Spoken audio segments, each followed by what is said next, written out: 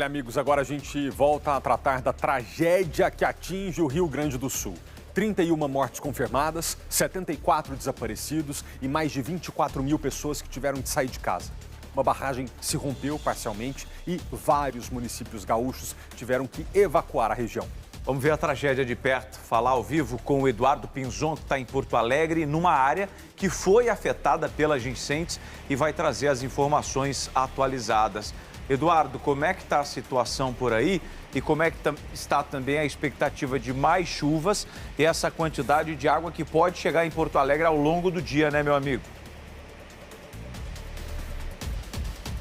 Olá, bom dia a todos que acompanham o Primeiro Impacto. É uma sexta-feira histórica aqui para Porto Alegre, porque depois de uma semana inteira com chuva, hoje ela deu uma trégua e toda aquela água que nós estamos acompanhando nos rios da região dos vales, do Vale do Taquari e também do Vale do Rio Pardo, essa água, depois de 4 dias, começa a chegar aqui em Porto Alegre, no Guaíba, que é o lago que banha a capital. Vocês vão acompanhar agora, lá ao fundo, naquele portão preto, uma das comportas do sistema de contenção de águas do nível do Guaíba. O Guaíba, o lago aqui da capital, ele está atrás daquele portão e daqueles armazéns do porto. Aquela barreira foi fechada ontem, inclusive nós mostramos ao vivo aqui no Primeiro Impacto, e foram colocados sacos de areia. Os sacos e também a barreira de proteção, elas não deram conta da contenção da água. Vocês estão acompanhando aqui ao nosso lado um rio que se formou em uma das avenidas principais do centro histórico de Porto Alegre. Essa aqui é uma casa de bombas da água pluvial, da água da chuva da capital. E como pelo esgoto, a água do rio está retornando para dentro da cidade. E a imagem que vocês estão acompanhando é essa aqui no centro de Porto Alegre. A água já começa também a atingir regiões como a prefeitura da capital gaúcha, o centro administrativo, e também o asfalto com algumas elevações acaba se deslocando por conta da intensidade da água em Porto Alegre. A orientação da prefeitura da cidade é que a população não venha para a área central da capital dos gaúchos. É um dia de muito caos, de transtornos e problemas em toda a região metropolitana de Porto Alegre na manhã desta sexta-feira, 3 de março. Na enchente histórica de 1941, a marca registrada daquela ocasião, o nível do Guaíba atingiu 4,75 metros.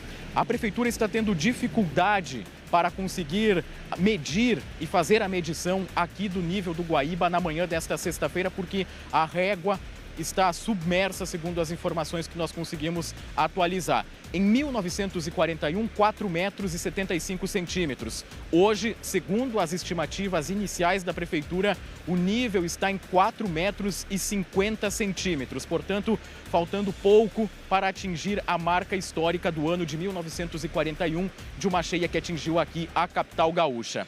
Ao longo da manhã, nós circulamos desde as 5 horas da manhã aqui por Porto Alegre, muitas vias bloqueadas. Em um determinado momento, 2 pontes que dão acesso à capital, com uma conexão com a zona sul do estado, com os municípios de Pelotas e Rio Grande, essas pontes precisaram ser bloqueadas por conta do acúmulo de água na pista, ou seja, a capital dos gaúchos ficou parcialmente ilhada, só tinha um acesso, que dá acesso aí aos municípios da região metropolitana. É uma sexta-feira de muitos transtornos. A cidade parece que entendeu o pedido da Defesa Civil e da Prefeitura de Porto Alegre. Aqui no centro a gente percebe que a movimentação ela é muito pequena. Para vocês terem uma ideia, aqui ao lado está o prédio do Tribunal de Contas. Lá em frente a Igreja Nossa Senhora das Dores, que também é um cartão postal de Porto Alegre, além do Comando Militar do Sul e do Exército, que ficam localizados aqui no centro da cidade. O Exército, aliás, que tem atuado com muita atenção ao que está acontecendo aqui nesta área central da capital dos gaúchos. Em relação ao Vale do Taquari, a região dos vales, as informações que nós temos atualizadas agora, às 9 horas da manhã, pelo boletim da Defesa Civil. São 235 municípios afetados, mais de 7 mil pessoas em abrigos, 351 mil pessoas afetadas por toda essa situação. e o número de desaparecidos que também aumentou, 74 desaparecidos e 31 pessoas mortas. Eu volto com vocês aí no estúdio do Primeiro Impacto. O Eduardo, você tem em destaque aí as cidades que receberam aquela orientação expressa do governo do estado para que as pessoas ou evacuassem a cidade ou procurassem pontos mais altos? Eu vi que cidades turísticas como Gramado e Canela receberam essa orientação. E por quanto tempo deve durar esse estado de alerta, meu amigo?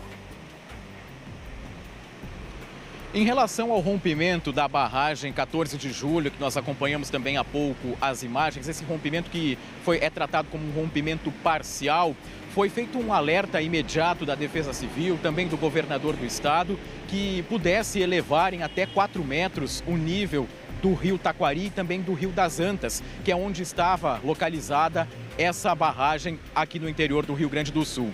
Esse alerta em relação a Gramado e Canela, que são cidades turísticas, ele diz respeito a situações relacionadas à chuva e ao deslizamento de terras naquela região. O Rio das Antas, ele não passa por aquele trecho onde houve o rompimento da barragem. Isso é importante ficar atento e é importante frisar, até porque ainda existem turistas e pessoas que estão em Gramado tentando se deslocar em direção a Porto Alegre para daqui a pouco ir para outros estados aqui do Brasil. Esse alerta relacionado à barragem diz respeito aos municípios do Vale do Taquari.